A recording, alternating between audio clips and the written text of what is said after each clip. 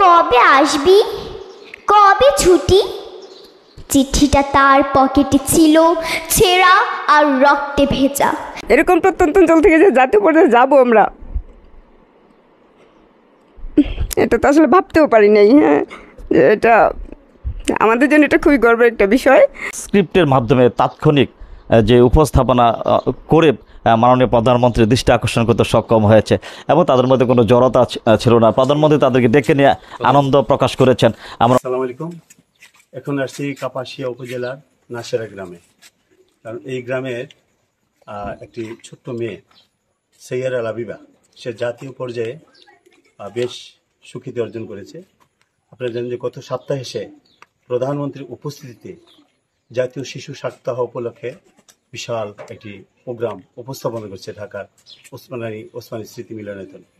তাছাড়াও সে গল্প বলায় জেলা পর্যায়ে এবং জাতীয় পর্যায়ে কৃতিত্ব অর্জন করেছে এবং আবৃত্তিতে সে সারা বাংলাদেশে দ্বিতীয় হয়েছে। আসসালামু আলাইকুম ভাই। আরে আমরা করব জয়, আমরা করব জয়, আমরা করব জয় একদিন। ওহ বুকের গভীরে আমরা জেনেছি, আমরা করব জয় একদিন। আমরা এই মুহূর্তে কথা বলবো এই কৃতি শিক্ষার্থীর রত্নগর্ভা মায়ের সাথে, যে কিভাবে এই শিশুটি এই অজপাড়াগা থেকে জাতীয় পর্যায়ে গেল। আমরা কথা বলছি তার মায়ের সাথে। আসসালামু আলাইকুম। ওয়ালাইকুম সালাম রহমতুল্লাহ। কেমন আছেন? জি আছি আলহামদুলিল্লাহ, ভালো আছেন? আলহামদুলিল্লাহ ভালো আছি। তো আমরা জানতে চাই আপনার কাছে যে আপনার এই ছোট্ট মেয়ে উপজেলা পর্যায়ে, জেলা পর্যায়ে এবং বিভাগীয় পর্যায়ে সে উত্তীর্ণ হয়ে জাতীয় পর্যায়ে মাননীয় প্রধানমন্ত্রীর কাছ থেকে ক্রেশ দিয়েছে এবং ওখানে একটি প্রোগ্রাম উপস্থাপন করেছে, আমরা দেখলাম, সারা জাতি দেখলো। তো তার যে ছোটবেলা থেকে জার্নিটা কীভাবে শুরু হয়েছিল এই বিষয়ে আপনার কাছে জানতে। আচ্ছা, ধন্যবাদ। আসলে ও হচ্ছে খুব ছোটোবেলা থেকেই এইসব যে সাংস্কৃতিক চর্চা এইসবের প্রতি ওর একটু আগ্রহ ছিল আর কি। যে আবৃত্তি খুব ছোট থেকেই সে স্কুলে যখন না ভর্তি ছিল তখনও সে ছোট ছোট ছড়া আবৃত্তি করতো খুব সুন্দরভাবে। আর যখন ও তো প্রাইমারি স্কুলে পড়েছে, মানে যখন সে শিশু শ্রেণীতে পড়তো তখন শিশু শ্রেণীর ছড়াগুলো খুব সুন্দরভাবে আবৃত্তি করতো এবং ক্লাস 1-2 এর ওই ছড়াগুলোও সে মজার ছড়াগুলো সে আবৃত্তি করতে পারতো। তো তখন দেখলাম যে তার মধ্যে আবৃত্তির খুবই চমৎকার একটা আছে, প্রতিভা। তো ক্লাস 1-এ যখন সে উঠলো তখন ইউনিয়ন পর্যায়ে সে প্রথম প্রতিযোগিতা করলো। তো ইউনিয়ন পর্যায়ে প্রথম প্রতিযোগিতা করে এটা ওটার প্রথম প্রতিযোগিতা ছিল, জীবনের প্রথম। ইউনিয়ন পর্যায়ে সে দ্বিতীয় হয়েছিল। ওর আবৃত্তি সুন্দর হয়েছিল, তারপরেও সে দ্বিতীয় হয়েছিল। তো যাই হোক, এর পরের বছর থেকে তাকে আর পিছন ফিরে তাকাতে হয় নাই। ক্লাস 2 থেকে সে সবসময় ইউনিয়ন পর্যায়ে, উপজেলা পর্যায়ে সে ফার্স্ট হতো। ক্লাস 1 এবং 2-তে তো জেলা পর্যায়ে যাওয়ার সুযোগ ছিল না।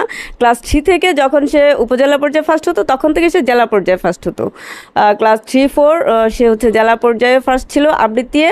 ক্লাস 5-এ উঠে আবৃত্তির সাথে ক্লাস 4-এ যখন সে উঠলো, তার আবৃত্তি, গল্প বলা এবং উপস্থিত বক্তৃতা 3টা বিষয় ছিল জেলা পর্যায়ে। তো ওখানে জেলা পর্যায় থেকে সে 2টা বিষয় নিয়ে বিভাগীয় পর্যায়ে গিয়েছিল, উপস্থিত বক্তৃতা আর হচ্ছে আবৃত্তি। আর ক্লাস 5-এ ওঠার পরে সে আবৃত্তি এবং সাথে ছিল গল্প বলা। এই 2টা বিষয় নিয়ে এসে বিভাগীয় পর্যায়ে প্রতিযোগিতা করেছে। বিভাগীয় পর্যায়ে আলহামদুলিল্লাহ ও হচ্ছে বিভাগীয় পর্যায়ে চ্যাম্পিয়ন হয়েছে। চ্যাম্পিয়ন হওয়ার পর সে জাতীয় পর্যায়ে প্রতিযোগিতা করলো। ওখানে সে আবৃত্তি 2য় স্থান অর্জন করেছে। আর গল্প বলাতে সে কিছু হতে পারেনি। তো ওটা নিয়ে আমাদের কোনো দুঃখ নেই। আবৃত্তি সে যে জাতীয় পর্যায়ে 2য় স্থান অর্জন করেছে, এটা আমাদের অনেক আনন্দের বিষয়, অনেক গর্বের বিষয়। আসলে এই যে ও তো হচ্ছে যে পাবুর সরকারি প্রাথমিক বিদ্যালয়ের ছাত্রী। এই পাবুর থেকে এরকম প্রত্যন্ত অঞ্চল থেকে যে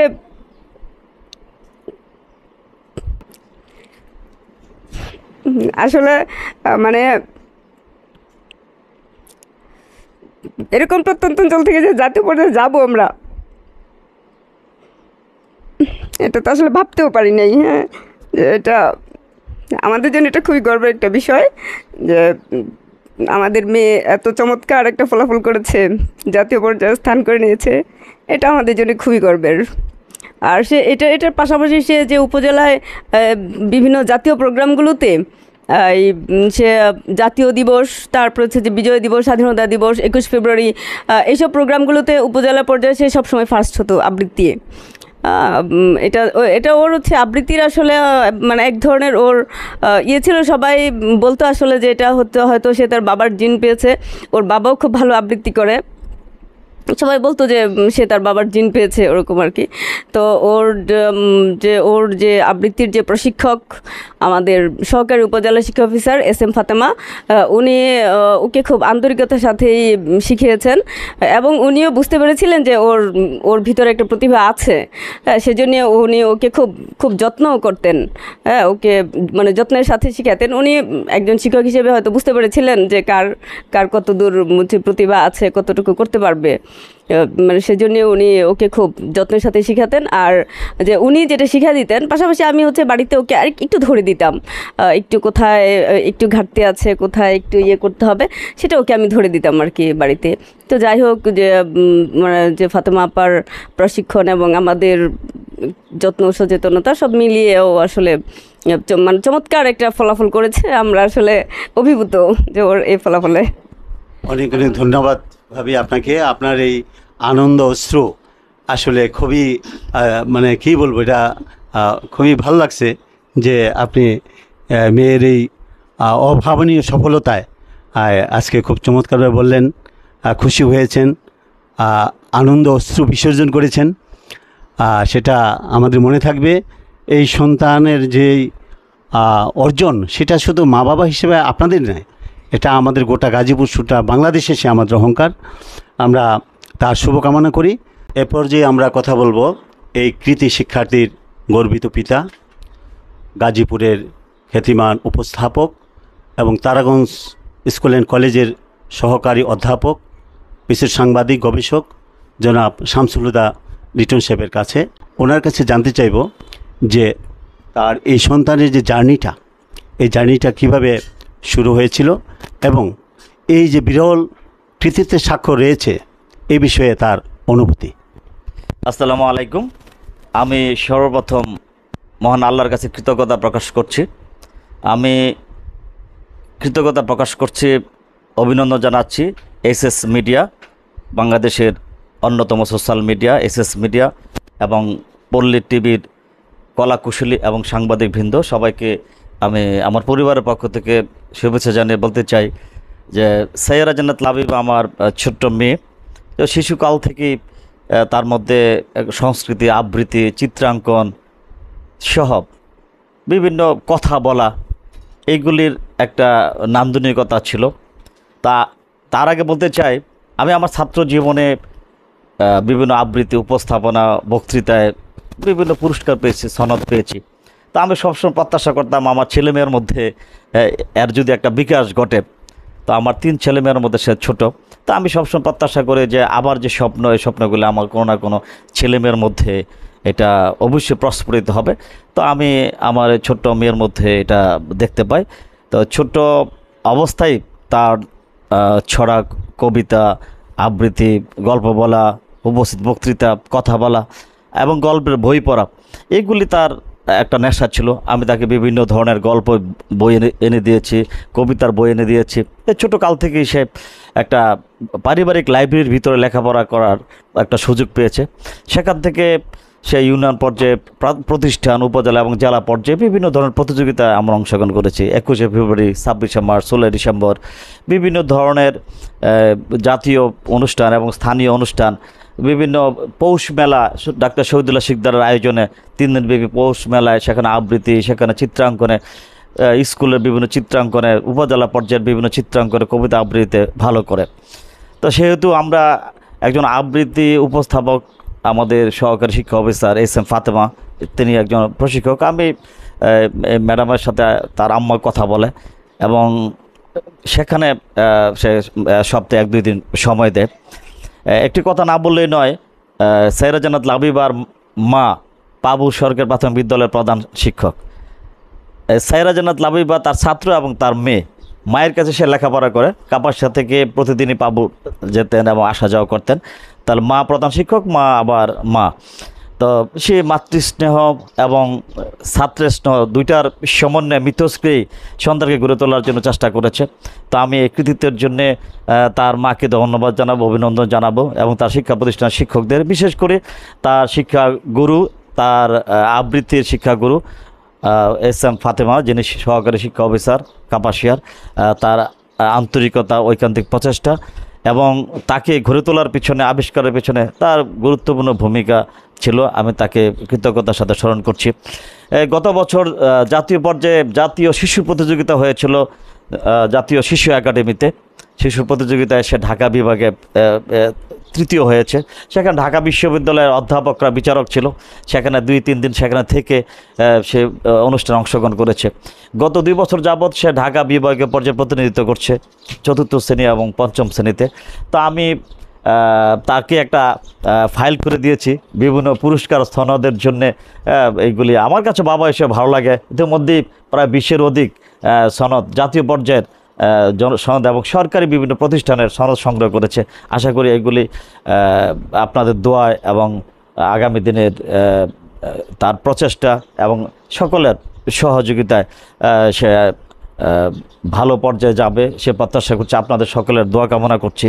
আপনাদের বিশেষ করে আমাদের একটা পল্লী গ্রামের মধ্যে আপনারা তাকে সাক্ষাৎকার নেওয়ার জন্য, তাকে শুভেচ্ছা জানানোর জন্যে আপনারা যে মিডিয়া ব্যক্তিরা এই বাড়িতে পদতুলে দিয়েছেন, সেই কারণে আমরা পরিবারের পক্ষ থেকে অভিনন্দন জানাচ্ছি।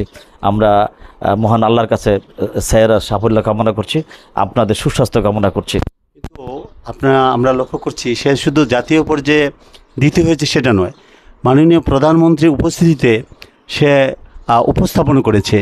সেই বিষয়ে আপনার অনুভূতি জানতে। 27 তারিখ অনুষ্ঠানটি হয়েছে, কিন্তু তাকে 22 তারিখে তাদের তত্ত্বাবধানে নিয়ে গেছে জেলা পর্যায়ে প্রশিক্ষণ। তারপরে ঢাকা পিটিআইতে তারা একজন গার্ডিয়ান সহ তার মা সহ সেখানে অবস্থান করেছে। সেখানে মন্ত্রণালয়ের সচিব, শিক্ষা ডিপার্টমেন্টের কর্মকর্তা, অধিদপ্তরের কর্মকর্তা, মাননীয় প্রতিমন্ত্রী রোমান আলী টুসির নেতৃত্বে সেখানে তাদের প্রশিক্ষণ হয়েছে। ওসমানী স্মৃতি মিলনায়তনে চূড়ান্ত প্রতিযোগিতার আগে সেখানে দিনব্যাপী মহড়া হয়েছে, সকাল থেকে রাত্র পর্যন্ত মহড়া হয়েছে। তাদের প্রশিক্ষণের মাধ্যমে তাদের স্ক্রিপ্ট, তাদের প্রশিক্ষণ এবং সাংস্কৃতিক অনুষ্ঠানের সাথে সেখানে আবৃত্তি ছিল, অভিনয় ছিল, গল্প বলা ছিল, বিভিন্ন ধরনের শিশুদের উপস্থাপনা ছিল। সেই উপস্থাপনার সাথে মানে সমন্বয় করে একটা স্ক্রিপ্টের মাধ্যমে তাৎক্ষণিক যে উপস্থাপনা করে মাননীয় প্রধানমন্ত্রীর দৃষ্টি আকর্ষণ করতে সক্ষম হয়েছে এবং তাদের মধ্যে কোনো জড়তা ছিল না। প্রধানমন্ত্রী তাদেরকে ডেকে নিয়ে আনন্দ প্রকাশ করেছেন। আমরা মাননীয় প্রধানমন্ত্রীকে অভিনন্দন জানাচ্ছি। আমরা রোমান আলী টুসি, তিনিও তার সাথে তাকে ধন্যবাদ জানিয়েছেন, তার সাথে ছবি তুলে তাকে আশীর্বাদ করেছেন।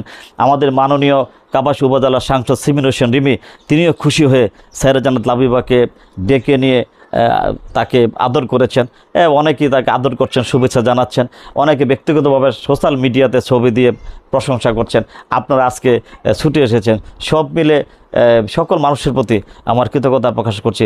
আশা করছি সে ইতিমধ্যে সে 2টি জাতীয় প্রোগ্রাম উপস্থাপনা করেছে, ঢাকা মিরপুরের পিটিআইতে এবং ওসমানী স্মৃতি মিলনায়তনে এই 2টি প্রোগ্রাম উপস্থাপনা করেছে।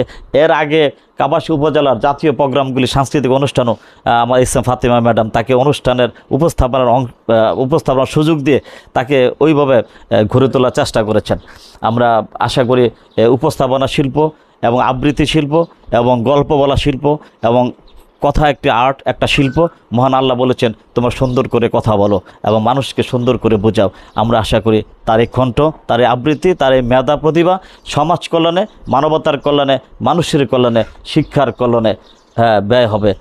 অদূর ভবিষ্যতে তার এটা যাতে সদগায়ে জারিয়া হিসাবে তার কণ্ঠ, তার আবৃত্তি, তার কাজ জারি থাকে পৃথিবীতে, আমি সে দোয়া কামনা করছি।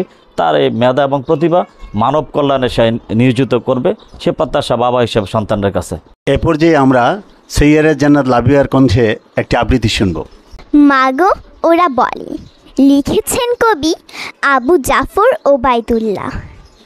কুমড়ো ফুলে ফুলে নুয়ে পড়েছে লতাটা, সজনে ডাঁটায় ভরে গেছে গাছটা, আর আমি ডালের বুড়ি শুকিয়ে রেখেছি।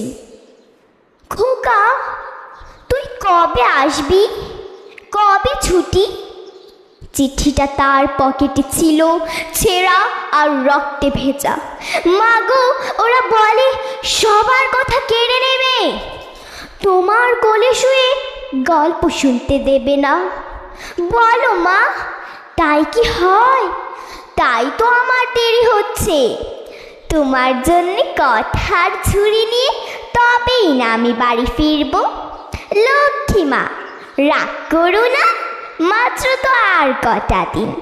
পাগল ছেলে, মা পড়ে আর হাসে।